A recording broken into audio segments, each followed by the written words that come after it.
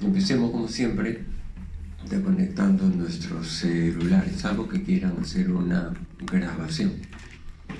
Pero durante la clase no pueden mandarme sobre el tronco del encéfalo, la parte externa.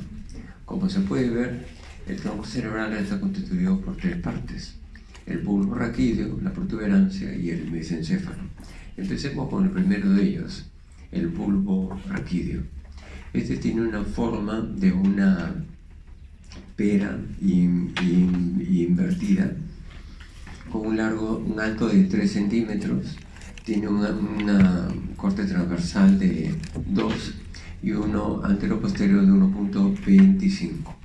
Vamos a revisar su cara anterior, porque tiene una cara ventral, una cara posterior o dorsal y dos caras laterales. En relación con esto podemos ver de que la separación entre el bulbo y la médula espinal simplemente es una transición bulbo-espinal, no es algo completamente claro. Está dado por la primera raíz cervical y se limita superiormente a nivel muy claro, eso sí, del surco bulbo-protuberancial, estando una estructura por debajo de la protuberancia y por encima de la médula espinal. Vamos a ver que en la parte media, en la parte superior, a nivel medio del surco bulbo-protuberancial, tenemos una fosita media, y a nivel lateral, en el extremo de este surco, tenemos la fosita lateral del bulbo. Tenemos un surco medio anterior del bulbo, que como podemos ver en el tercio inferior está, no se visualiza bien, esto debido a la decusación piramidal. Al lado del surco medio anterior del bulbo tenemos el surco colateral anterior del bulbo, que en la parte superior va a prolongarse, como vamos a ver ahora, por el denominado surco preolivar. ¿Okay? Es el mismo surco colateral anterior que cambia de nombre debido a una estructura que se llama la oliva vulvar. En su interior tenemos el núcleo olivar inferior. Ahora bien, entre el surco medio anterior del bulbo y el surco colateral anterior del bulbo tenemos lo que son la pirámide del bulbo, que es el sitio por donde pasa la vía piramidal. Entonces, a nivel del surco preolivar están haciendo el 12º nervio o nervio glosofaríngeo. Disculpen, el hipogloso. En la parte superior, en lo que es el surco bulbo-protuberancial, justamente por encima de lo que son la pirámide del bulbo, están haciendo, y al lado de la fosita media están haciendo el sexto nervio o motor ocular externo. Al lado del mismo, un poquito más lejos, están haciendo el séptimo nervio o nervio facial. Un poquito más allá, el séptimo viso intermediario de Reisberg, y mucho más externamente y final está el octavo nervio o vestíbulo coclear o nervio acústico. En la cara lateral vamos a ir viendo, y lo ponemos esto ya en rojo, el surco colateral posterior del bulbo, que en su parte superior va a tener el denominado surco retroolivar. Es el mismo surco, solamente que cambia de nombre. Y en este surco, finalmente el surco retroolivar, van a ser de arriba hacia abajo el noveno nervio o glosofaringio, van a ser el 10º nervio vago o neumogástrico, y va a nacer finalmente el 11º nervio o nervio espinal. ¿Okay? Entonces, estas son las estructuras anteriores y laterales del bulbo que tenemos que recordar. En la cara posterior del bulbo vamos a ver de que el límite inferior igual hay una transición bulbo-espinal que no está completamente claro, no hay un reparo específico que nos diga de aquí hacia allá este es el punto, y se va a extender hasta la parte, hasta esta región que se llama estrías medulares, también llamada por Big Dazir como estrías acústicas, porque en su época se pensó que tenía que ver con la parte auditiva, pero que no tiene nada que ver absolutamente.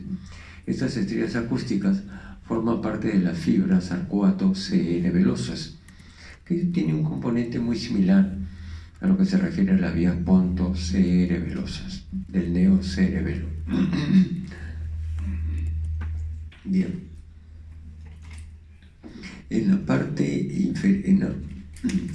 la parte posterior del bulbo va a formar la parte de lo que es el triángulo inferior del piso del cuarto ventrículo, y la estructura límite inferior se denomina el velo medular inferior. En la parte central se encuentra el óvex o cerrojo, por dentro del cual se encuentra la zona quimiorreceptora gatillo para el vómito. Así, al igual que en la parte anterior, acá tenemos un surco medio posterior del bulbo. Tenemos, a diferencia del otro, hay dos surcos más. Un surco paramedio posterior del bulbo y un surco colateral posterior del bulbo. Entonces tenemos tres surcos: surco medio posterior del bulbo, surco paramedio posterior del bulbo y surco colateral posterior del bulbo. ¿Ok? Eso es lo que estamos viendo. Entre el surco medio posterior del bulbo y el surco paramedio posterior del bulbo tenemos el haz delgado o grácil, que son fibras de tipo proprioceptivas y táctil que vienen desde los miembros inferiores ascendiendo. Entre el surco paramedio posterior del bulbo y el surco colateral posterior del bulbo tenemos el haz cuneiforme, que llega al mismo tipo de fibra, pero de los miembros superiores, fundamentalmente. Entonces tenemos por encima de lo que es el fascículo, el haz delgado gráciles, tenemos el tubérculo del delgado, correspondiente al núcleo Bol, que es la neurona número 2 de esta vía, porque la neurona número 1 se encuentra en el ganglio de la raíz posterior. Y por encima del haz cuneiforme vamos a tener el tubérculo cuneiforme, que corresponde al núcleo de Burdach. Igual que el anterior, es la neurona número 2 de la vía táctil y propioceptiva, y que viene pues desde los miembros, en este caso superiores. ¿Ok? Estas dos vías son tanto conscientes como inconscientes. El que se haga consciente es porque va a vehiculizarse hasta la corteza cerebral, y las que no son conscientes o inconscientes, y que forman casi el 80% de las mismas, nunca llegan a la corteza cerebral, se quedan a nivel cerebeloso fundamentalmente. ¿Okay? Entonces aquí tenemos también lo que es el tubérculo cinerio por encima, tubérculo delgado, tubérculo cuneiforme, y por fuera el tubérculo cinerio o llamado ceniciento, y que corresponde al núcleo trigeminal espinal. Como vamos a ver, en la neurona número 2 de la sensibilidad ya de la cara, tanto propioceptiva como táctil, pero de la cara. Hace las veces del núcleo de Bol y Burdach para el cuerpo, es lo mismo, pero para la cara. Disculpen, el núcleo trigeminal espinal, disculpen, es para la termoalgesia de la cara. Bien, acá tenemos el pedúnculo cerebeloso inferior, tenemos el ala gris. Esta estructura es una pequeña depresión oscura, por dentro del cual tenemos el núcleo del vago. Tenemos el ala blanca interna, que corresponde en su profundidad al núcleo del hipogloso, y tenemos el ala blanca externa para los núcleos vestibulares, ¿ok? Entonces le estamos en esta oportunidad presentando los relieves externos y lo que está en la profundidad. Además de ellos, muy externamente tenemos un pequeño tubérculo acústico y que en profundidad corresponde a los núcleos cocleares, que es la neurona número 2 de la vía auditiva, mientras que los núcleos vestibulares, neurona número 2 de la vía vestibular. Externamente tenemos un receso lateral que corresponde al agujero de Luska, porque aquí este es una comunicación a uno y otro lado para que el líquido cefalorraquídeo desde el cuarto ventrículo salga a la cisterna de la base. Bien, acá estábamos viendo esto. Estamos viendo estas estrías acústicas o estrías medulares que antiguamente estaban representados en esta forma, lo que se conocía como el calamus scriptorius, por su semejanza con una pluma que utilizaban los escribanos. Estas estrías vienen a ser barba del calamus, la parte central el tallo y la parte inferior el pico del calamus scriptorius. Son términos un poco antiguos, pero que representaban pictóricamente las formas que ellos veían, ¿no? Ahora vamos a ver la protuberancia. Esta es una estructura más o menos voluminosa y que tiene una altura de 2.6 centímetros, tiene un corte transversal de 4 centímetros y anteroposterior de 2 centímetros. En su cara ventral es mucho más simple. Vamos a apreciar lo que es el surco.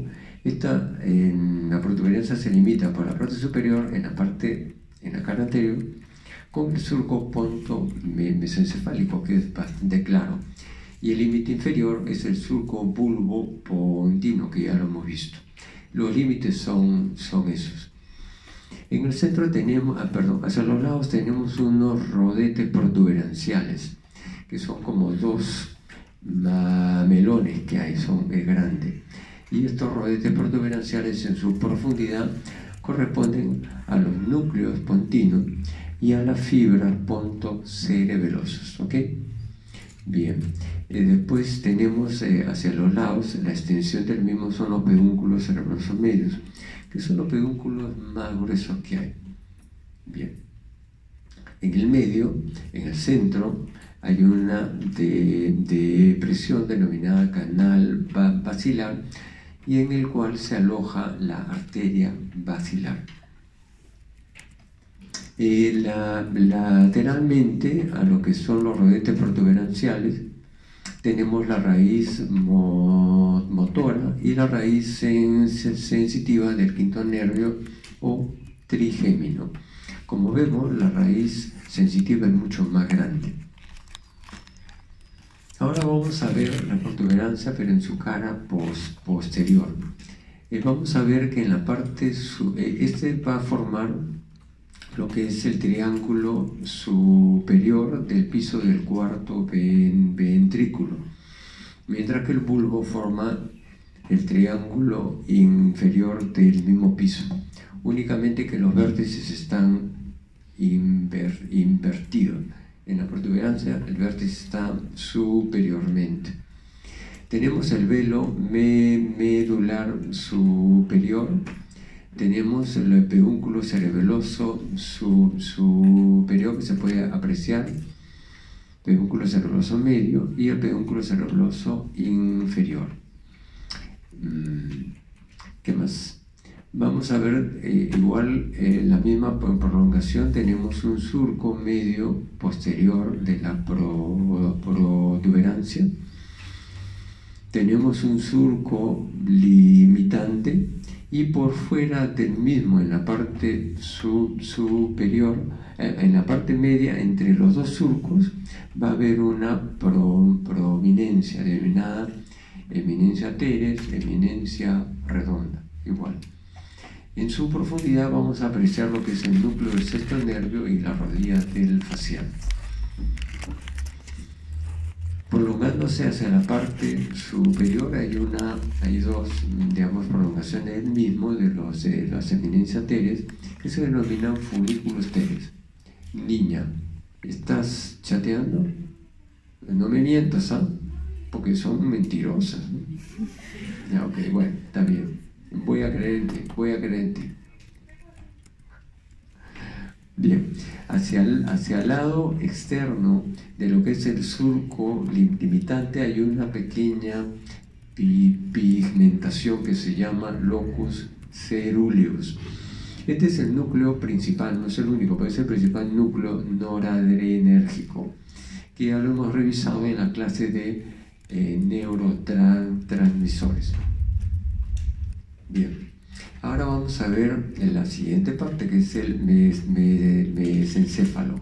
En su cara anterior podemos ver dos prominencias llamadas pedúnculos cerebrales, y en la parte central vamos a ver la escotadura interpeduncular. Es el espacio que queda entre ambos. En esta escotadura interpeduncular tenemos una zona llena de agujeros que se llama espacio perforado posterior, y se llama así para diferenciarlo del espacio perforado anterior, que ya pertenece a estructuras prosencefálicas, ¿no? Mientras estas son bilaterales, este espacio perforado posterior es único y está dado por la penetración de múltiples arterias. Tenemos al lado del surco mesencéfalo protuberancial o ponto mesencefálico a nivel de la escotadura interpeduncular, el nacimiento del tercer nervio o motor ocular externo, motor ocular común. Y vamos a ver la insinuación y ya prácticamente lo que se puede apreciar, el cuarto nervio o nervio patético. En la parte posterior, en la cara posterior del mesencéfalo, vamos a apreciar una lámina cuadrigeminal. En ella tenemos hacia arriba los colículos superiores, o llamados también tubérculos cuadrigéminos superiores, y hacia abajo tenemos los colículos inferiores o tubérculos cuadrigéminos inferiores. Los de arriba tienen que ver con reflejos visuales y los de abajo tienen que ver con reflejos auditivos. Tenemos lo que son una comunicación desde el colículo inferior hacia ya a nivel del tálamo óptico, hacia el nivel de lo que es el metatálamo, el cuerpo geniculado medial. Tenemos el brazo conjuntival posterior, ¿ok? Y como les decía, con su comunicación con el cuerpo geniculado medial. Pero claro, esto ya le pertenece al tálamo óptico, pero es la comunicación que hay. Tenemos también lo que es el cuerpo geniculado lateral, con su comunicación con el colículo superior, pero el brazo conjuntival superior no se aprecia, ¿no? Bien. Tenemos entre los colículos en sí como especie de un surco en cruz, es por eso que se denomina surco cruciforme. Y como una referencia entre los colículos superiores tenemos la glándula pineal, pero como hemos revisado, este ya pertenece al epitálamo, el cual a su vez es parte del diencéfalo. Eso ya lo hemos visto en una clase previa. En la parte superior, el velo medular superior se une para formar lo que se conoce el frenillo del velo medular superior.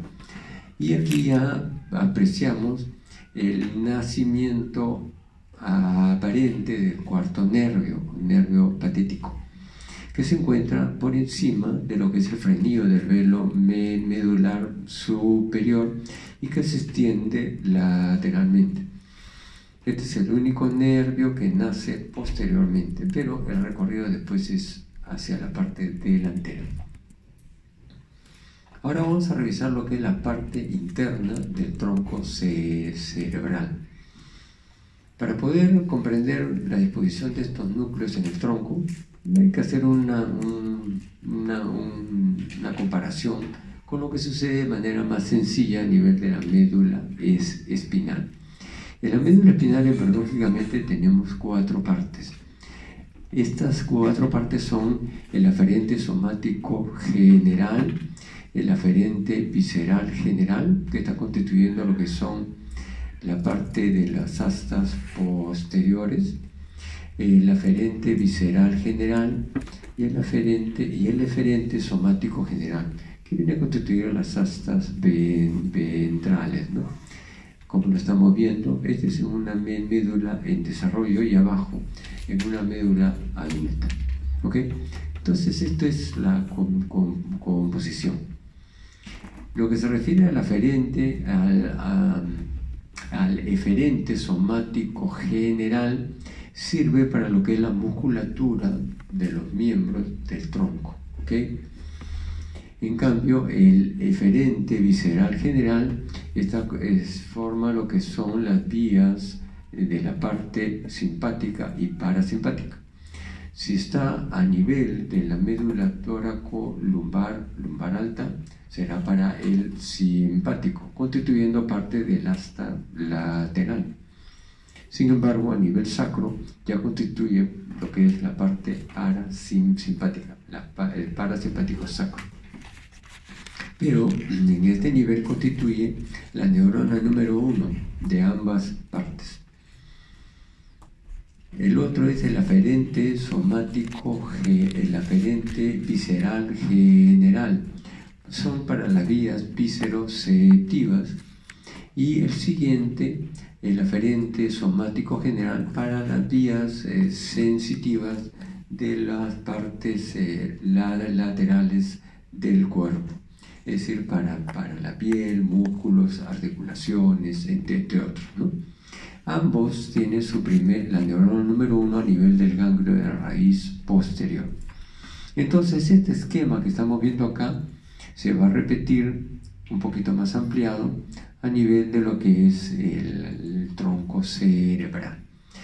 La forma como estos diferentes núcleos que están acá interaccionan con sus órganos diana es a través de los nervios raquídeos.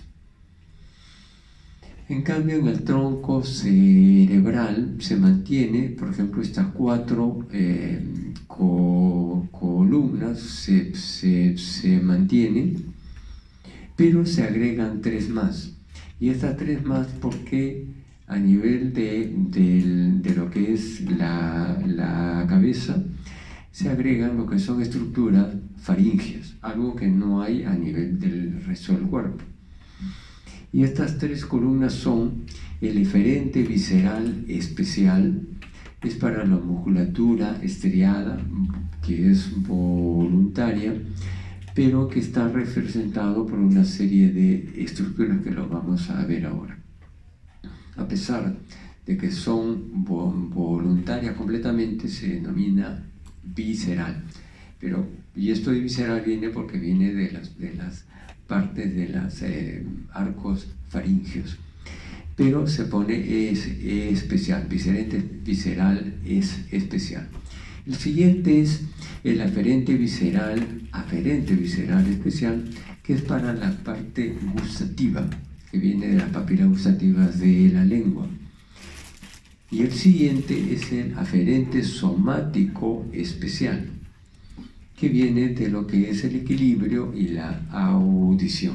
¿Okay? Entonces, estas 3 columnas que no hay a nivel de la médula espinal se agregan a lo que es el tronco cerebral, pero los otros 4 están. ¿Cuáles son esos otros 4 que se encuentran acá? De esta manera que sumando ya no son 4, sino son 7. Ok, y la comunicación entre estos núcleos de estas células que están a nivel del tronco se comunica con sus órganos diana gracias no a los nervios raquídeos, a los nervios espinales, sino a los nervios craneales. Vamos a ir revisándolos. Aquí vamos a ver una imagen en transparencia desde lo que es la parte posterior del tronco cerebral, en el cual se distribuyen todos los núcleos del tronco, núcleos craneales. Vamos a empezar con el eferente somático general. Aquí tenemos la musculatura del eferente somático general, musculatura del ojo y musculatura de la lengua. Somático general porque son del mismo origen embriológico que la musculatura de los brazos de las piernas. Es igual, es somítico. ¿Ok? Entonces, a nivel del cráneo, los músculos somíticos forman estas estructuras que se encuentran acá. Empezamos con el núcleo motor ocular común, que se encuentra a nivel del mesencéfalo, a nivel de los colículos superiores. Su axón, que va a ir por el tercer nervio, va a ir hacia los músculos extraoculares. Estamos hablando tercer nervio, recto superior, recto inferior, recto interno, oblicuo menor, elevador del párpado superior. El otro es el núcleo patético, que también está en el mesencéfalo, pero a nivel de los colículos inferiores. Sus axones van a salir por el cuarto nervio hacia el oblicuo mayor. El otro es el núcleo motor ocular externo, que se encuentra ya no en el mesencéfalo, sino a nivel protuberancial. Y sus axones van a salir por el sexto nervio hacia el recto externo.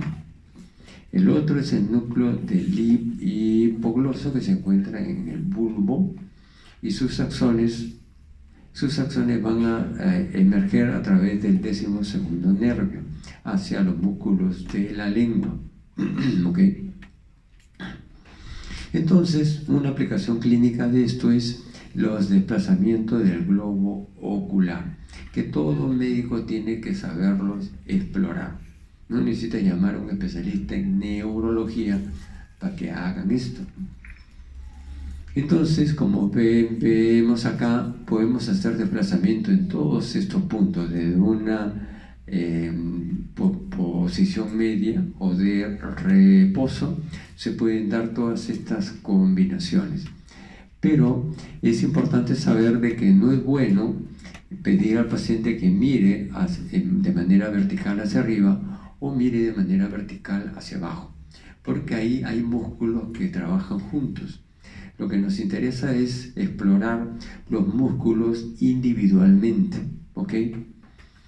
De esta manera, entonces podemos explorar acá, como está aquí, lo que es el recto interno, recto externo, el oblicuo menor, el oblicuo mayor, etcétera, etcétera, de manera pura. Esto lo van a poder ustedes revisar con mucha más tranquilidad. Un dato que los pacientes pueden dar es que el paciente está viendo doble. No hay que contentarnos con decir, ya, el paciente tiene diplopia y punto, sino que hay que especificar qué tipo es, y esto lo podemos hacer por anamnesis. No hay nada peor cuando el médico dice, ya tiene un problema que no ve bien, que tiene un problema neurológico, resonancia magnética cerebral. Eso es lo peor que pueden hacer.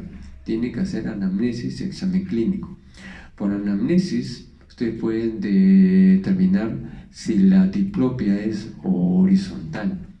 De esta manera explora lo que son el recto interno y el recto externo, para ver en una de ellas debe de estar. Pero también puede haber, acá está recto externo, recto interno, pero también puede ser el caso de que haya una denominada diplopia vertical. En este caso estarían comprometidos los oblicuos y habría que explorar si es el oblicuo mayor o el oblicuo menor, para lo cual tenemos nuestra cartilla. Y es muy sencillo. Le toman una foto, lo ponen en su smartphone, en lugar de tener basura y media, pueden tener esto. Y cuando están frente al paciente, lo sacan y lo examinan, hasta que se haga tan habitual que ya se lo hagan, sin necesidad de estar viendo nada. ¿Ok? No esperen ya mandar al especialista en neurología o oftalmología para que les diga que estaba paralizado el recto interno. Por favor, no se abofeteo ahí. Ustedes tienen que hacerlo, no hay problema. Ahora, el siguiente, este diferente somático general. Ok, acá vamos a seguir la exploración. Tenemos un paciente en la mirada primaria, cuando mira hacia el lado izquierdo y cuando mira hacia el lado derecho. Entonces, evidentemente hay una alteración acá. Y esto corresponde a lo que es una parálisis del sexto derecho, porque ese recto externo del lado derecho es el afectado. Así de fácil. Claro, obviamente acá le ponemos lo más fácil, pero esto sirve de base para su exploración. Y este otro caso en el cual espontáneamente tiene una ptosis palpebral de ese ojo, si se lo abrimos, entonces podemos apreciar de que cuando le pedimos que mire hacia el lado izquierdo, el ojo afectado se queda en el centro. Es decir, acá tenemos un problema del músculo digamos, elevador del párpado superior, y tenemos una afección del recto interno. Corresponde al tercero derecho. ¿Okay? Eso es por exploración, anamnesis y exploración clínica. Esto quizás sea un poquito más complicadito, pero personas que miran la televisión o algo un poco con inclinación es porque tienen alteración de un oblicuo, generalmente, para compensar, y acá lo estamos viendo. Este es un aparatejo que nos permite ver, pero la niña no ve nada, de tal manera de que en la posición primaria no es fácil diferenciarlo. Cuando se inclina hacia un lado, más o menos se alinean los ojos, por eso es que se inclina para este lado, para que puedan ver. Pero si se inclina para el otro lado, digamos, hay una desviación, el ojo sube. Entonces, en este caso estamos viendo que se trata de un cuarto izquierdo. ¿Ok?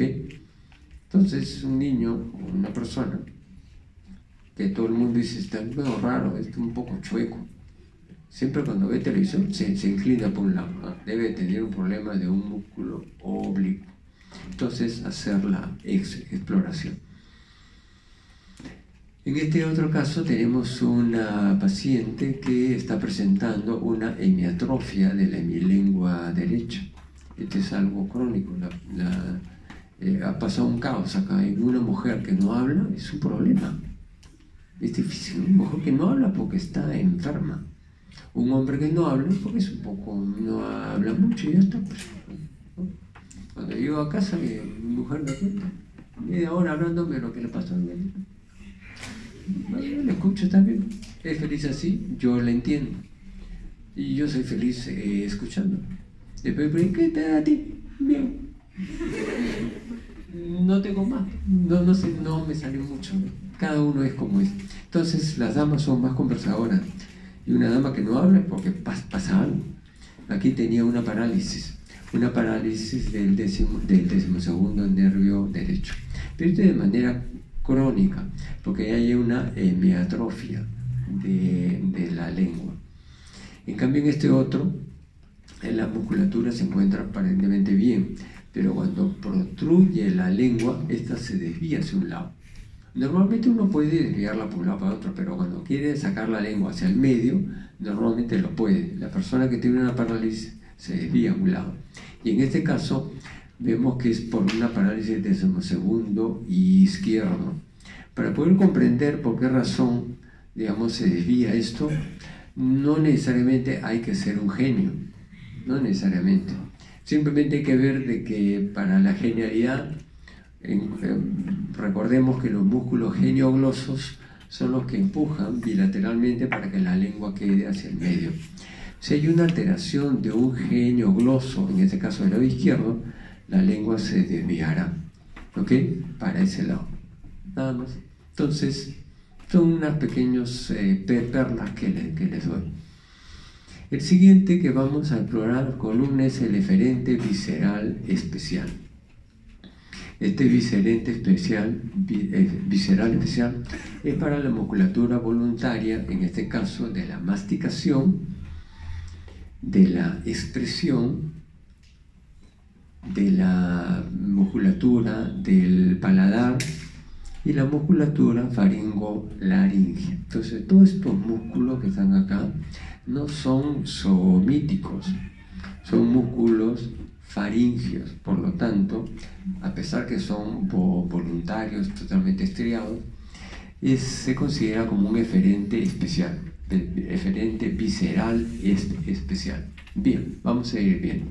El primero es el núcleo motor del trigémino, que está a nivel de la protuberancia, y su axón, a través del 5-3 o tercera rama del trigémino, va a controlar la musculatura de la masticación. ¿Ok? El siguiente es el núcleo del facial, que también se encuentra a nivel de la protuberancia, cuyo axón va a formar el séptimo nervio para la totalidad de la expresión facial. Y el siguiente es el núcleo ambiguo, que se encuentra a nivel del bulbo. El núcleo ambiguo, algunos axones van a formar lo que es el décimo nervio. ¿Sí? La mayoría de los músculos palatinos de sección de 1 son inervados por el décimo nervio. En cambio, la musculatura faringolaringea va a estar dada por el noveno y el décimo nervio. ¿Ok? Bien. ¿Algo más? Acá. ¿Y qué pasa con el 11? En todos los libros de neuroanatomía se estudia el 11 dentro de los nervios craneales. En realidad, esto es una equivocación porque el núcleo del 11 no está en el tronco cerebral, está en la médula espinal. Y acá lo estamos viendo. El núcleo, la neurona número 1 que forma que va a inervar la musculatura esternocleidomastoideo, parte superior del trapecio, no está en el tronco, está a nivel de la parte superior, a nivel de la médula, el asta anterior de la médula cervical. Y un poquito más le dejo esto para que lo puedan revisar. ¿Ok? De esta manera que en general no debería de estudiarse esto, ¿no? Por lo menos en tronco. Entonces, en relación con el eferente visceral especial, vamos a tener lesiones del séptimo nervio, en este caso del séptimo izquierdo. En una posición media, una posición de reposo, tenemos una caída de la comisura, un loboftalmos, y tenemos una atonía de la musculatura de ese lado. Cuando pedimos que cierre los ojos, se queda abierto el ojo izquierdo, el ojo comprometido, y como uno cuando cierra el ojo, los globos oculares suben, ascienden normalmente, se va a observar este signo que se llama el signo de Bell. ¿Ok? Bien. Siguiendo con la exploración, le pedimos a la paciente que haga globo, y fíjense ustedes cómo hace, o que contraiga su cara, y la comisura se desvía hacia el lado sano, porque es la parte sana la que hace la contracción. Y aquí podemos apreciar que una parálisis facial periférica, porque vean ustedes cómo toda la musculatura por encima o sea, la parte de la frente y la de la cara se compromete. Alteraciones del noveno y décimo es un poquito más complicadito, pero se puede hacer. Normalmente cuando exploramos la úvula, le estimulamos con un hisopo, puede dar un poquito de náusea, pero se contraen las dos hemiúvulas y la campanilla queda en el centro. En cambio, cuando hay una alteración, normalmente es esto. En cambio, cuando hay una alteración, en este caso, por ejemplo, del noveno o del décimo o de ambos del lado derecho, va a haber va a hacer que se contraiga el lado sano. ¿Okay? Esta disminución, esa como una caída que hay, se llama el fenómeno de Pernet. Ahora bien, como el décimo nervio está relacionado con las cuerdas vocales, esto es, claro, estamos hablando del décimo derecho. Las cuerdas, acá por ejemplo, la exploración puede hacerse con un sujeto cuando está respirando o cuando está modulando la voz. Y lo que va a haber es la parálisis de la cuerda vocal del mismo lado, va a hacer de que se contraiga el lado sano. En este caso, el lado sano es el lado izquierdo. De tal manera de que va a haber una desviación aquí y se puede ver. Entonces, cuando hay una parálisis unilateral, va a haber una voz bitonal, llena de gallos.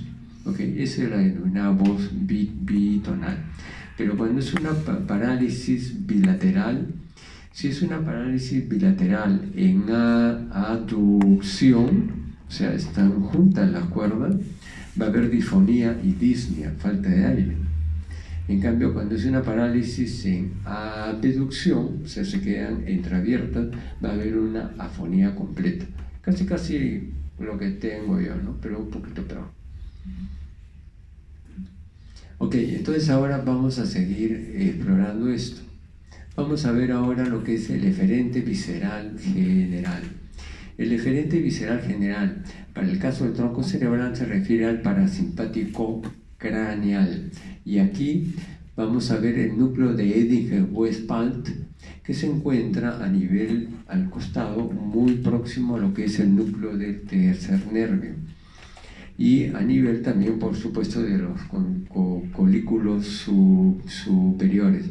El axón que sale desde este núcleo va a ir por el tercer nervio y como parasimpático la neurona número 1 corresponde al núcleo de Eddington-Westphal. La neurona número 2 corresponde al ganglio ciliar a nivel retroocular. Y desde ahí la neurona número 2 lanza sus axones para el esfínter de la pupila para causar la miosis. Y también van a ir hacia los músculos ciliares, contrae el músculo, relaja la zónula y el cristalino adopta su posición, digamos, más grande, más ancha, para la visión cercana. ¿Ok? Tenemos el núcleo salival superior, esta vez ya a nivel de protuberancia. El axón va a irse por lo que es el séptimo viso intermedio de raíz hacia el ganglio pterigo-palatino, hacia la fosa del mismo nombre. Y desde ahí la neurona número 12 va a ir con sus axones hacia la glándula lagrimal y la mucosa de la nariz. También desde el mismo núcleo finalmente va a ir hacia el ganglio submaxilar, el séptimo bis, y desde ahí va a irse a inervar lo que son las glándulas submaxilares. Por otra parte tenemos el núcleo salival inferior que está por debajo del primero. Los axones del mismo van a ir a lo que es el ganglio óptico por el noveno nervio y desde ahí la neurona número 2 se van hacia la glándula parótidas. Finalmente tenemos el núcleo dorsal del vago que está a nivel del bulbo. Los axones se van por el décimo nervio hacia los ganglios viscerales que se encuentran en la pared de los órganos tóraco-abdominales. Okay. Y desde ahí ya se van para los diferentes órganos correspondientes, ¿no?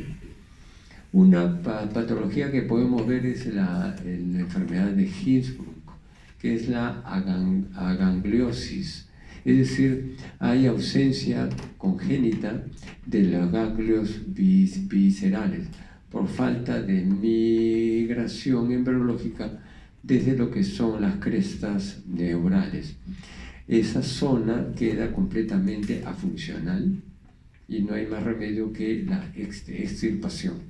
La cosa va bien si la zona es pequeña, pero si es una amplia parte del colon, tendría que extirparlo todo eso, porque no hay otra forma.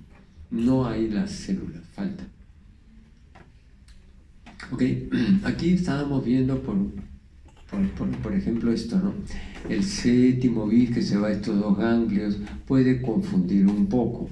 El mismo, digamos, del mismo núcleo se van por dos vías, a dos partes.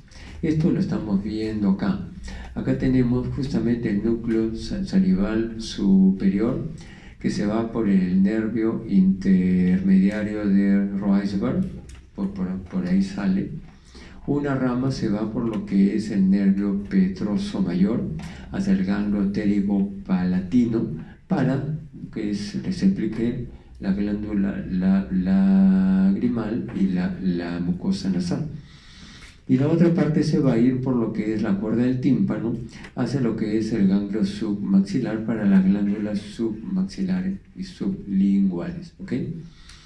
Acá también se aprecia cómo el intermediario de Roisberg es un nervio mixto porque tiene vías que vienen desde el dos tercios anteriores de la lengua, las vías gustativas, y se van hacia el núcleo gustativo. ¿Okay? Pero aprovechan el intermediario de Roisberg para vehiculizarse. Y tanto una como otras pasan por el ganglio geniculado, sin hacer posta ahí, ojo. Bien, la siguiente columna que vamos a estudiar es el aferente visceral general. En este caso vamos a ver la sensibilidad de la garganta. Aquí la sensibilidad de la garganta es una y la sensibilidad visceroceptiva de los órganos toracoabdominales es otra. Son dos cosas. La primera de ellas se va a ir por el noveno nervio y la segunda se va por el décimo nervio. La primera de ellas va a irse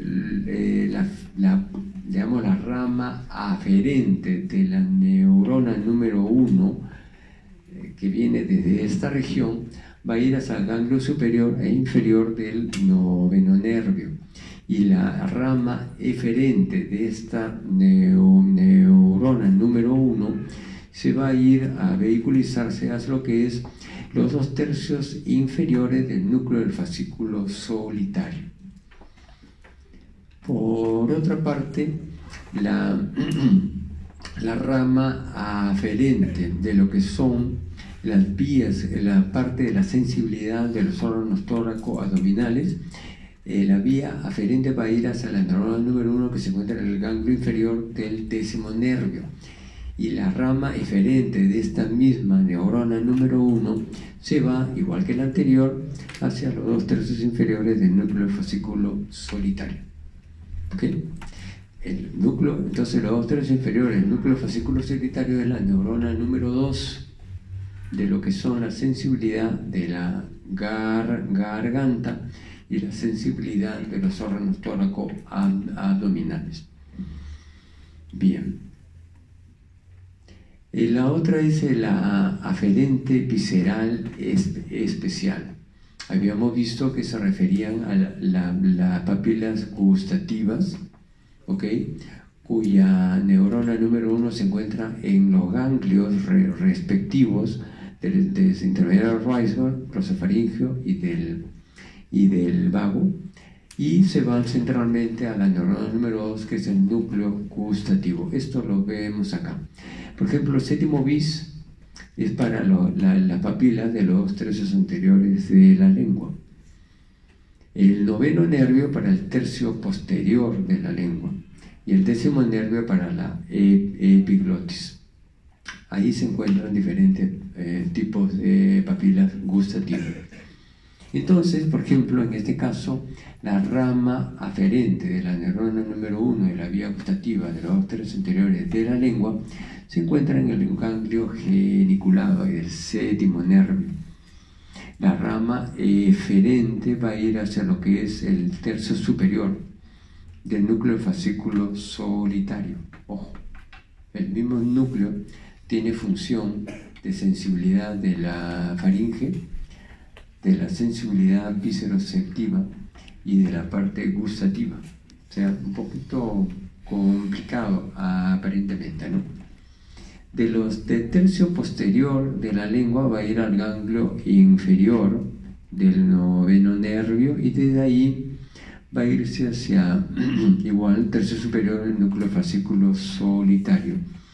Y de lo que es la epiglotis va a ir al ganglio inferior del décimo y desde ahí igual va a ir por el décimo nervio hasta el tercio superior del núcleo fascículo solitario. Neurona número 1 de la vía gustativa, neurona número 2 de la vía gustativa. ¿Ok? Para poder aclarar esto, acá se encuentra. Esta es la composición funcional del núcleo del tracto solitario. Y como vemos, el tercio superior del núcleo es el núcleo gustativo y los dos tercios inferiores ya son para lo que es la parte visceroceptiva, ¿ok? Con sus diferentes partes y con conexiones, ¿ok? Eso se lo dejo para que lo vean. La siguiente columna es el aferente somático general.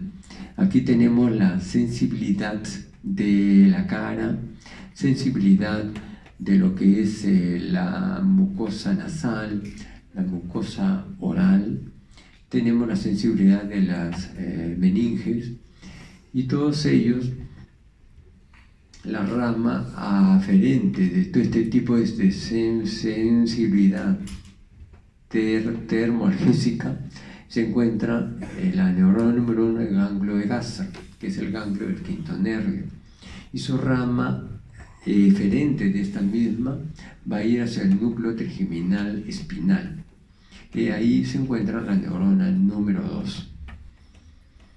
Este es para, como decía, para la termoalgesia.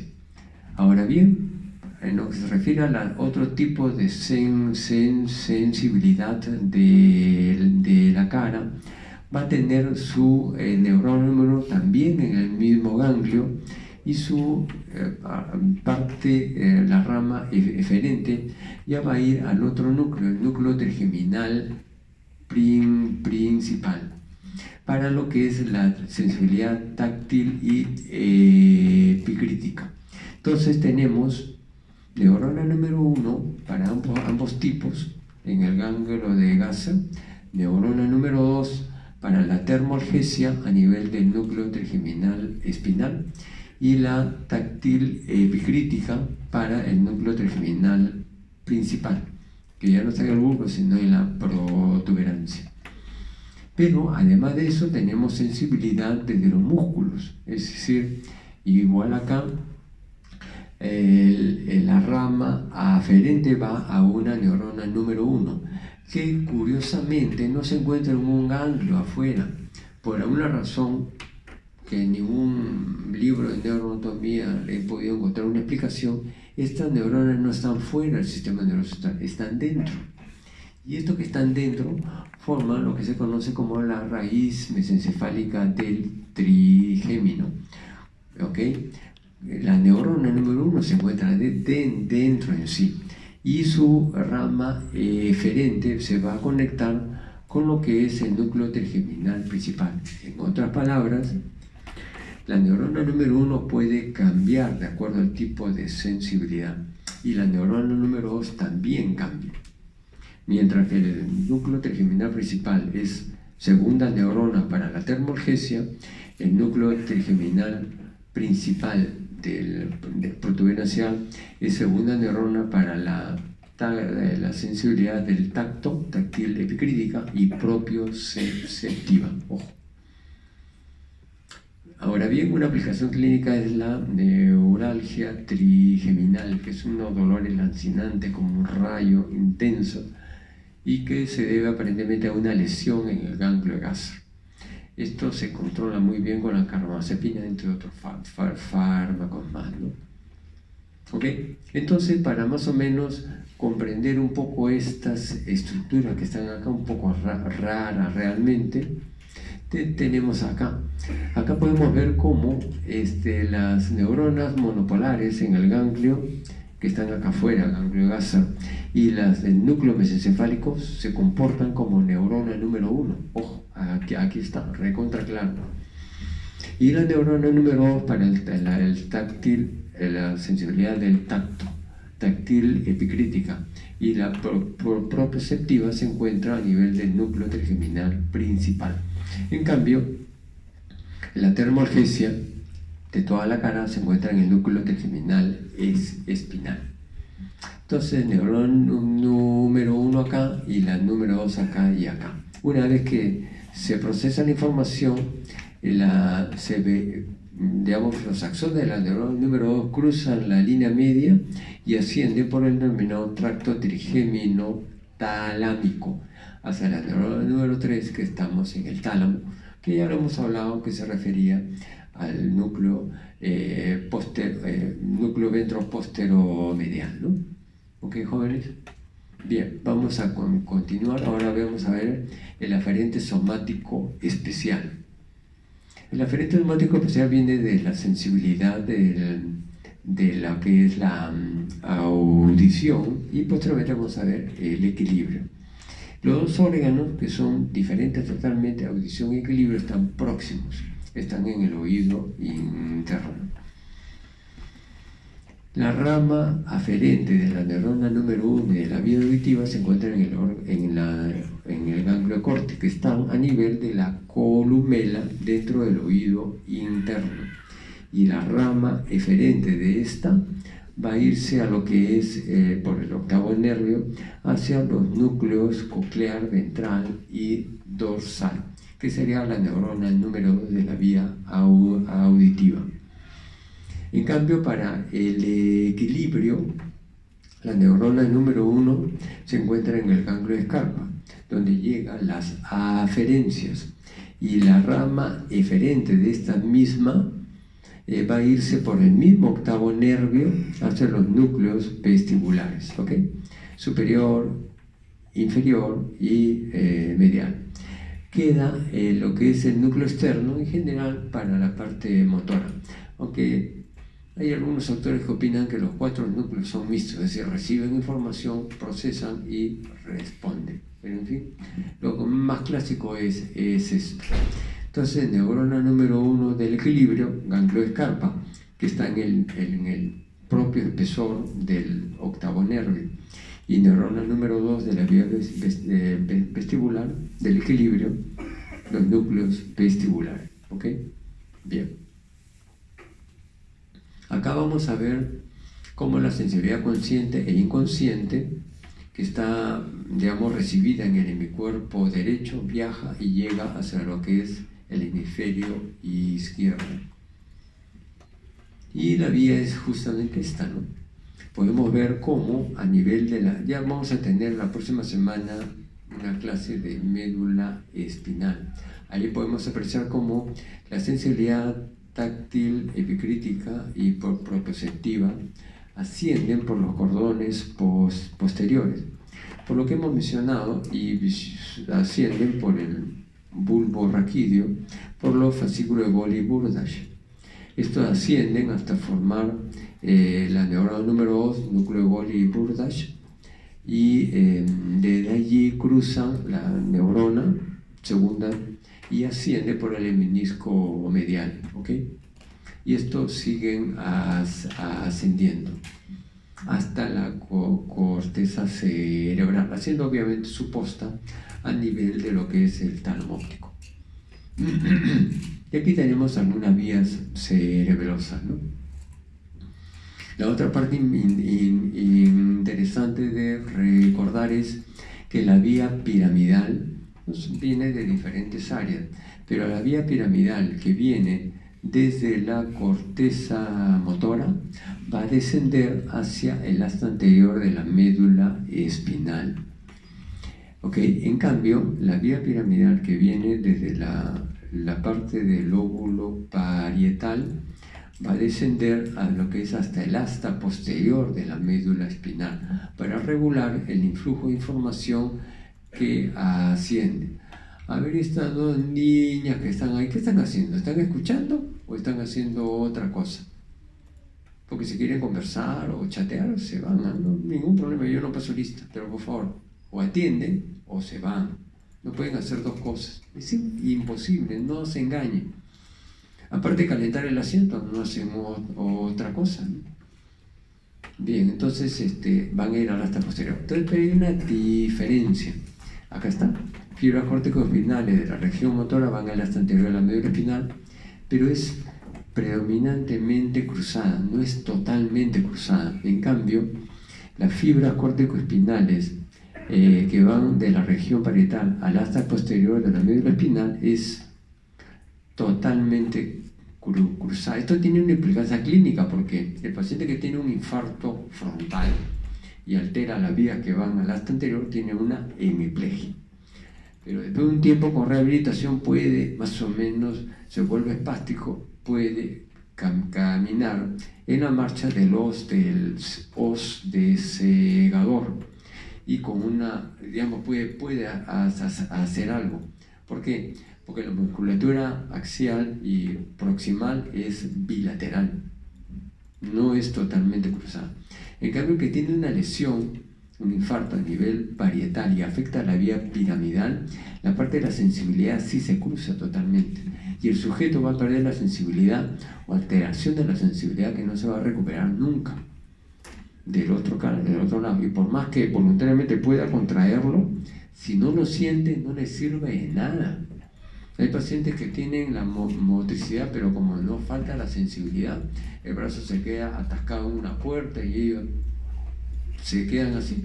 Es un estorbo. Finalmente con un prendedor se los ponen al pecho, un cabestrillo, y hasta le piden al médico que le amputen el brazo porque no le sirve de nada. Y esta implicancia clínica tiene que ver por la totalidad de las fibras que se cruzan. No hay forma. ¿Ok?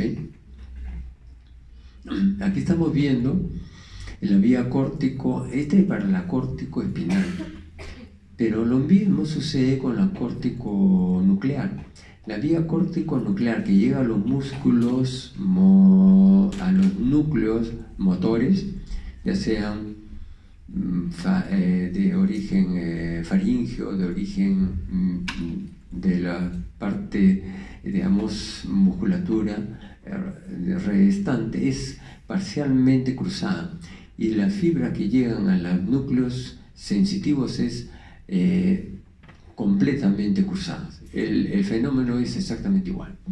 Algo interesante que podemos apreciar acá es cómo las fibras córtico-nucleares no llegan a los núcleos oculomotores, no llega al núcleo del tercer nervio, al cuarto nervio ni al sexto nervio. ¿Por qué? Porque van a terminar en centros especiales, y desde el cual recién van a poder controlar el movimiento conjugado de los ojos. ¿Ok? Bien. Bueno, igual como le hemos dicho, fibras frontales predominantemente cruzadas, fibras parietales totalmente cruzadas. Acá vamos a explicar las 4 decruzaciones motoras del tronco. La primera es lo que se conoce como la vía frontoponto, vamos a ver la 1, frontoponto cerebelosa, ¿ok? Del neocerebelo. La siguiente es la dento, viene el núcleo dentado, dento, tálamo cortical, de tal manera que se cruza, formando el circuito neocerebeloso. Córtico, ponto, cerebelosa, dento, tálamo, cortical. Es un circuito reverberante del neocerebelo. El siguiente es la vía córtico-espinal. Como estamos viendo acá el número 3, acá está el 3. Desciende en el tercio inferior del bulbo, se cruza y desciende hasta el asta anterior de la médula espinal. Y el siguiente es la vía olivo-cerebelosa. ¿okay? Acá se encuentra. Del núcleo olivar inferior cruza hacia la corteza cerebelosa del otro lado por el pedúnculo cerebeloso inferior. Estos son los 4 grandes cruzaciones que hay. Recordar la formación reticular, que lo hemos visto ya en una clase previa, sus partes. Y aquí para hablar de lo que es el fascículo longitudinal medio. El fascículo longitudinal medio es una super carretera de información que existe en el tronco y su composición cambia. En la mitad superior está muy destinado a lo que son los movimientos oculares, y en la parte inferior ya la vehiculización para una serie de tractos como el retículo espinal, vestíbulo espinal, entre otros más, ¿no?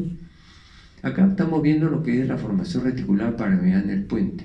La vía córtico-nuclear, por ejemplo, del lado derecho, va a llegar a la formación reticular paramediana del puente del lado izquierdo. Y desde aquí, como estamos viendo, se conecta con el sexto nervio, con el núcleo del sexto nervio de ese lado, y a través de la el fascículo longitudinal medio hacia el tercer nervio, el núcleo del nervio del otro lado. De esa manera, si yo estimulo mi área 8 derecha, mis globos oculares se desvían hacia el lado izquierdo. ¿Por qué razón? Porque la vía córtico-nuclear que viene del área 8, del lado derecho, va a ir a la formación reticular paramediana del puente del lado izquierdo. Y estimula mi sexto izquierdo y mi tercero derecho, cruzándose para el desplazamiento. ¿Ok? Funciona eso. Por esa razón, la vía córtico-nuclear no llega directamente a los núcleos oculomotores, llega a través de esto. Igual va a suceder cuando expliquemos que también existen centros de la mirada. En este caso es horizontal, la formación reticular paramediana del puente, pero también hay unos núcleos para el desplazamiento vertical. Okay. Y acá lo estamos viendo. La vía córtico-nuclear no llega a los núcleos oculomotores.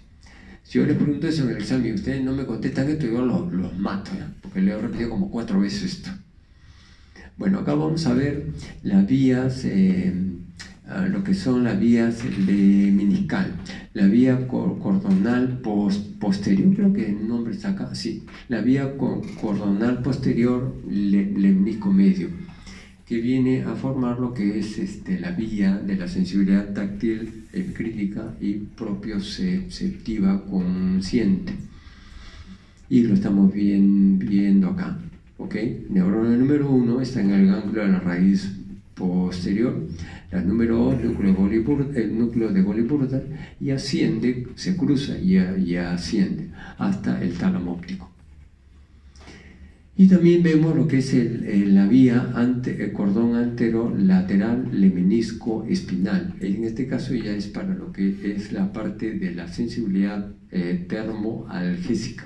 Igual, neurona número 1, ganglio de la raíz posterior, pero en este caso la neurona número 2 se encuentra en el asta posterior de la médula espinal del mismo lado. Y desde ahí el axón cruza la línea media a través de la comisura blanca anterior de la médula espinal y asciende por el cordón lateral. Y asciende y después se transforma en lemnisco espinal. No confunda con el lemnisco medial, hasta el tálamo óptico, que lleva la sensibilidad termoalgésica. ¿Ok? Bien. Esta es la vía piramidal, o la vía córtico-espinal y córtico-nuclear. Como ven, cada una de ellas en general se cruza. Cuando viene la vía córtico-nuclear, para sus núcleos respectivos se cruza en ese nivel. Y lo que ya llega para lo que es la médula espinal, lo que es para cuello, tronco y miembro, se cruza en el tercio inferior del bulbo raquídeo. Tracto córtico espinal, tracto córtico nuclear, ¿ok? Bien, ahora vamos a estudiar los cortes que a usted le gusta tanto. Son algunos cortes. Aquí vamos a tener algunas consideraciones. Los cortes son progresivamente ascendentes, describiendo la anatomía interna. Se destacan núcleos y vías. Núcleos y vías tienen un código en color: rojo, motor; azul, sensitivo; verde, conexiones, cerebelo, formación reticular. Las vías aferentes pueden estudiarse secuencialmente de abajo hacia arriba y los eferentes en sentido inverso. Estructuras descritas en un corte inferior no se vuelven a explicar en el corte superior. En cada nivel se incorporan réplicas en miniatura. Esta es una y esta es la otra. De esta manera que, vista anteriormente, vemos la vía piramidal y córtico-nuclear, y en vista posterior vemos las vías, fundamentalmente la cordonal posterior, lemnisco medial, y anterolateral, lemnisco espinal. ¿Ok? Bien. Y aquí en azul están representadas las vías ascendentes, en rojo las vías descendentes, en verde estructuras relacionadas al cerebelo, en marrón estructuras relacionadas con el nervio craneal, y en negro finalmente propias del tronco cerebral. Entonces, segmento C1 de la médula espinal. Estamos viendo ya la parte final de lo que es el núcleo trigeminal espinal, que se continúa con el asta posterior de la médula espinal. ¿Ok? Aquí vemos, por ejemplo, la fibra que van a formar la raíz anterior del nervio C1, pero también, como vemos, y proveniente de la cuestión de la parte cervical, lo que es la raíz superior del 11º nervio. Fundamentalmente, después haya un cambio progresivo, ¿no? Estos los fascículos que hemos visto. Quizá destacar que en el tracto posterolateral de Lissauer hay fibras que ascienden y descienden, porque en el ganglio, la neurona número 1, cuando ingresa su axón eferente, ingresa y van a ascender o descender algunos segmentos para después finalizar en el asta posterior de la médula espinal. Estas son las vías ascendentes, ¿no? Ok, básicamente. Bien, la unión espino-vulvar en tercio inferior de la médula espinal se caracteriza por la gran decusación piramidal. ¿Ok? Gran decusación piramidal.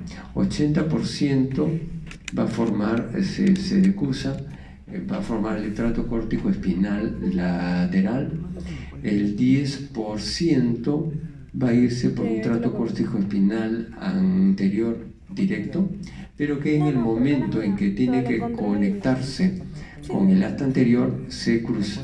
En ese momento se cruza. Entonces, 90% se cruza finalmente. Y un pequeño 10% son las fibras que no se cruzan nunca y siguen por el mismo lado. Esto explica por qué razón la vía córtico-espinal o córtico-nuclear es predominantemente cruzado, ¿no? Aquí estamos viendo la parte final del cuarto ventrículo y podemos apreciar cómo el tracto vestíbulo espinal medial, fascículo longitudinal medial, entre ellos se van, digamos, arrozariando alrededor de ellos. Bien, en la parte media del bulbo podemos apreciar la gran decusación sensitiva, es decir, la vía de Gol y de Burdach asciende, llegan hasta este nivel, giran ventralmente y van a hacer conexión con los núcleos respectivos de Gol y Burdach, que es la neurona número 2. Ellas, sus axones van a formar lo que son las denominadas fibras arqueadas internas, que apenas cruzan la línea media ascienden hasta el tálamo óptico. Aquí, alrededor de la parte inferior del cuarto ventrículo, vamos a tener una serie de estructuras como el fascículo longitudinal posterior. Este fascículo longitudinal posterior va a bajar las fibras del hipotálamo. son fibras autonómicas que van a controlar tanto al parasimpático craneal, van a controlar al simpático, que está a nivel dorsolumbar, y al parasimpático sacro. Pero todas estas fibras que controlan la parte vegetativa desde el hipotálamo descienden por acá, por el fascículo longitudinal posterior. Alrededor de digamos, parte final del cuarto ventrículo vamos a ver el núcleo dorsal del vago, vamos a ver otros como el núcleo ambiguo, el núcleo del hipogloso, en fin.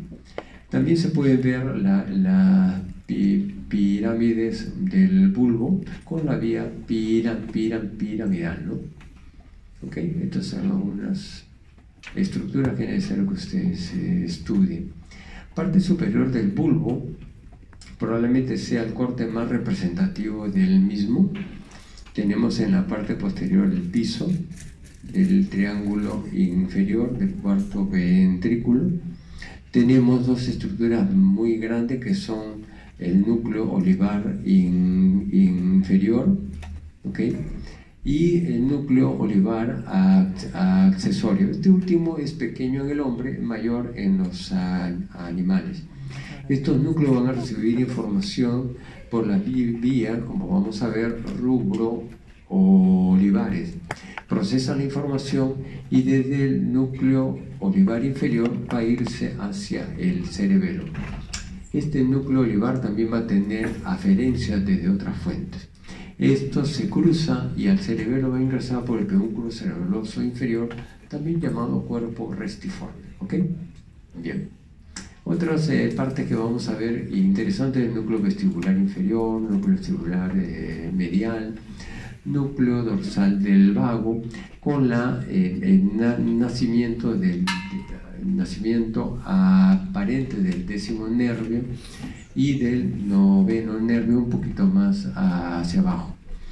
Detrás del nacimiento del décimo nervio tenemos una área quimioreceptora que tiene que ver con el pH del líquido cefalorraquídeo, y este órgano es independiente de los órganos circunventriculares explicados en la parte del hipotálamo. ¿Okay? Aquí las estructuras que le dejo para que ustedes se diviertan en casa. Una aplicación de esto es el síndrome de Palmbau, en el cual hay por un infarto, una serie de alteraciones interesantísimas que se lo dejo para que lo puedan leer. Tiene que les gusta leer tanto. Bien. En la unión bulbo-pontina vamos a apreciar ya cómo la vía, en este caso el menisco medio que era completamente paralela a la línea media, va lateralizándose. ¿Okay? Y poniéndose al lado y se va aproximando a lo que es el menisco espinal. ¿Okay? Después, una estructura interesante es que de los núcleos coclear ventral y coclear dorsal, la prolongación de la neurona número 2 va a cruzar la línea media por el denominado cuerpo trapezoide y va finalmente a poder ascender por el tracto, después el menisco coclear, ¿no? por esta vía. ¿Okay? Bien, en su camino hacia la neurona número 3, que se encuentra en el núcleo ventral, el núcleo geniculado medial. Fundamentalmente tenemos el pedúnculo cerebeloso inferior, alrededor del cual se encuentran las vías cocleares. Estas estructuras para que lo estudien. En la parte media del puente ya tenemos una enorme cantidad de núcleos protuberanciales, que es el punto en el cual descienden las vías córtico-pónticas, y desde aquí van a surgir la vía pontocerebelosa que cruza la línea media y van al cerebelo por los pedúnculos cerebroso medio. En este nivel podemos apreciar parte de lo que es la vía neocerebelosa. Otras estructuras interesantes: el menisco medial se ha horizontalizado completamente Y tenemos aquí el menisco medial, se va aproximando al menisco espinal, el menisco lateral, como mencionábamos, está relacionado con la vía auditiva. En la parte central podemos apreciar el núcleo pontino del RAFE, el núcleo central del RAFE, que está relacionado con el neurotransmisor serotonina. Fascículo longitudinal posterior, fascículo longitudinal medio, que ya ha sido comentado. ¿Okay? Estas estructuras se las vamos dejando para que lo estudien. Bien. La parte superior del puente ya es una parte muy representativa del mismo. Encontramos las mismas estructuras y una alineación mucho más clara en su camino hacia el tálamo óptico de lo que es el menisco medial, el menisco lateral, el menisco espinal y finalmente atrás el menisco trigeminal. Como vimos en una diapositiva anterior, las vías que ascienden hacia el tálamo óptico. Acá al centro tenemos núcleo pontino del RAFE y tenemos otras estructuras interesantes como el núcleo trigeminal principal, núcleo motor del trigémino y la emergencia del quinto nervio. ¿Ok? Esto se los dejo. La parte inferior del mesencéfalo se caracteriza por el estudio a nivel del colículo inferior. En este nivel se encuentra el nacimiento real del cuarto nervio, o nervio patético. ¿Ok? Tenemos lo que son una serie de fibras que están constituyendo lo que podríamos apreciar como los pedúnculos cerebrales. Los pedúnculos cerebrales es una estructura grande, bilateral, constituida por múltiples fibras. Los 3/5 medios, relacionados con las fibras córtico-espinales y córtico-nucleares en la parte delantera. El quinto anterior, fibras frontopónticas, y el quinto posterior, fibras temporopónticas. Frontopónticas, temporopónticas para la vía córtico-ponto cerebelosa. Ojo. Ok, una estructura interesante que ya aparece y que está también hacia niveles superiores es lo que es la sustancia negra en sí, con su parte reticular y su parte compacta. Esto que ya fue estudiado más o menos anatómica y funcionalmente en la clase de la parte interna de los hemisferios cerebrales. Otras estructuras que podemos ver es ya la decusación de lo que es el cuarto nervio, sí, apenas se cruza, y la alineación mucho más simétrica de lo que es el menisco medial, el menisco espinal, el menisco trigeminal, el menisco lateral. Este último, como hablábamos, está relacionado con la vía auditiva. Esto se los dejo para que se diviertan en casa. Parte superior del mesencéfalo es el corte a nivel de los colículos superiores. Y lo que destaca aquí es la presencia del núcleo del motor ocular común y el núcleo de Eddington-Westphal. Como ven, están próximos. El primero para recto superior, inferior, interno, elevador del párpado, y el segundo para las vías parasimpáticas, que hemos hablado, la miosis y la visión de cerca. Eso ya lo hemos comentado. La fibra de la sensibilidad, el menisco medial, trigeminal, espinal y todo esto, ven ustedes cómo se aproximan, porque ya van a llegar próximos al diencéfalo, al tálamo óptico. Acá podemos ver el núcleo rojo y podemos ver lo que es el nacimiento aparente del tercer nervio. ¿Ok? Le dejamos esto. La unión mesencéfalo-diencefálica es interesante porque son las mismas algunas estructuras que quedan, pero aquí se puede apreciar en la parte más superior del mesencéfalo lo que es el centro de la mirada descendente y el centro de la mirada ascendente. Es decir, al igual que la formación reticular paramediana del puente era por los movimientos oculares horizontales de los ojos, estos son por los movimientos verticales de los ojos. De tal manera que cuando existe un tumor en la glándula pineal y comprime esta región, no solamente puede dar una alteración a nivel de la comensura blanca posterior, en este caso estamos hablando de la comensura avenular, sino puede ser tan grande que además de una pérdida de reflejo consensual, puede dar también una alteración de la mirada vertical, el denominado síndrome de Parinot. Paciente que puede mirar hacia un lado, hacia el otro lado, horizontalmente, pero no puede levantar los ojos. Lo primero que hay es eso. Lo primero que hay es una pérdida de la mirada hacia arriba. Y cuando es un poco, va empeorando el cuadro, es la mirada completa, para arriba y para abajo. Y este tiene un correlato anatómico. Atrás está mirada ascendente y adelante, un poquito más adelante, mirada descendente. Sí, una correlación clínica, anatómica, muy precisa acá. Bien, esto para que se diviertan en casa. Y vamos a ver unas imágenes en resonancia. Lo que se suele ver en resonancia es más o menos esto, y que podría corresponder a una imagen así, pero en realidad lo que estudiamos es en esta posición. Sin embargo, cuando vemos la resonancia, esto está inverso, con la parte de las pirámides hacia la parte delantera. Cuando vemos la protuberancia, en realidad cuando lo estudiamos es así, pero cuando lo vemos en la resonancia es inverso, con la parte del cuarto ventrículo a la parte posterior.